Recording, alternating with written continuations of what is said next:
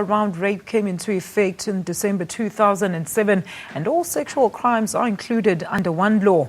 Another important feature is that all forms of sexual abuse or exploitation are crimes, and both men and women are considered to be victims and perpetrators of rape. Agisanang, Domestic Abuse Prevention and Training, recognizes the importance of involving the entire community in efforts to end violence against women, including rape. Well, ADAPT offers counselling, education and rehabilitation services. Our sister show Newsroom spoke to senior social worker from ADAPT Nosisa Gumede. The underground rape culture does exist, because maybe when we start with looking at what are we talking about when we're talking about rape culture, we're talking about the normalization of rape, the trivialization of cases, the shaming of the victims after they report, and the blaming of the victims. So you find we have a lot of cases of that, where a lot of rape happens and people don't report because they're shamed.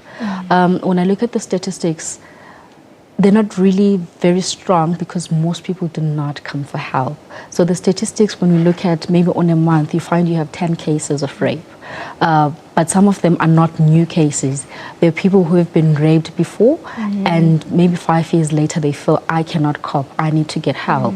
But when they come, they still say, I just need you to help me, but I don't want to open a case. I don't want people to know that I've been raped. I don't want my family to know that I've been raped. Now, these victims, especially those that come into your organization, when they come into your office, can you describe their kinds of conditions? Those who come soon after the rape, like maybe they've reported to the police and then they're brought to us after the medical examinations, are in a very bad state. Most are crying, cannot even describe to you what happened, and some of them might even be physically injured. So for them, it's like so much going on, and then they have also the fear of sickness. They also have fears of what is the family going to say, what are people going to say, and then those ones who come and report later, those ones are in a worse emotional state, because you find already maybe they have anger issues at home, so they're crying a lot, they cannot cope, they have so many emotional problems that they're trying to deal with. So they're all in different states, but the whole point is emotionally they're all a wreck. Physically they could be okay, but emotionally they're like such a wreck. And what type of counselling services do you offer to these people? Is it long-term or short-term type of counselling?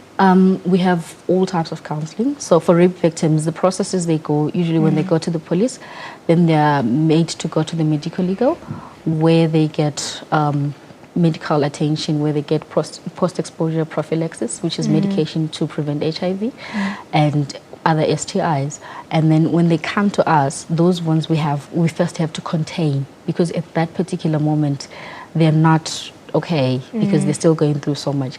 There are others that we see even before they have to go to the police and before they go to the medical processes.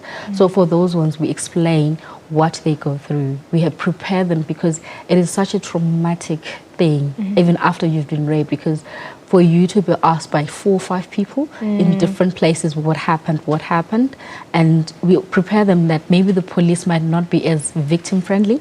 They might want to ask very personal questions, and the fact that when you go to the clinic, the fact that you're going to be examined, which might be also, evasive to them, and also to explain the counseling process. So what we usually do with those ones is we have long-term counseling, but most of them would find they'll come maybe once or twice, or once they get the medication, you find they feel, I don't want to go for counseling, I don't want to talk about this, I want this thing to go away. So you find we have a challenge with those ones. But with the ones who come back, who come like 5 years later after the rape, those ones are willing to go for long term, because already they've said, I have a problem, so I need help. So you'd find we have a long-term plan for those ones. And remember, counseling is not forced, so we can only advise you to come for counseling, and if they don't come, we try to follow up, but we cannot force them to come to us.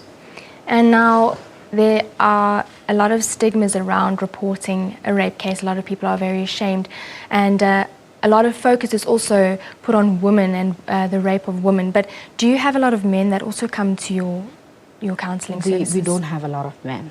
I think the whole thing, the stigma again of men being raped is actually worse than a woman being raped, because you're supposed to be a man. How can you be raped? And you're supposed to be strong. You know, so you are the perpetrator most of the time. So for you to come as a victim, it's very challenging. So most men do not report. The few men that I've had are those who are mentally challenged, who then get to be the ones who maybe the family reports on their behalf because they see what is going on. But a lot of men, you know, die in fear, in shame, because there's so much shame attached to the rape thing. So at the end of the day, they will not report, and then sometimes they go on to be perpetrators because they have so much anger, they have so much issues that they're going through, and the only way that they feel powerful and able to say, I am a man, is also to inflict the same pain on somebody else. The Moroccan city of Fez is paying tribute to women's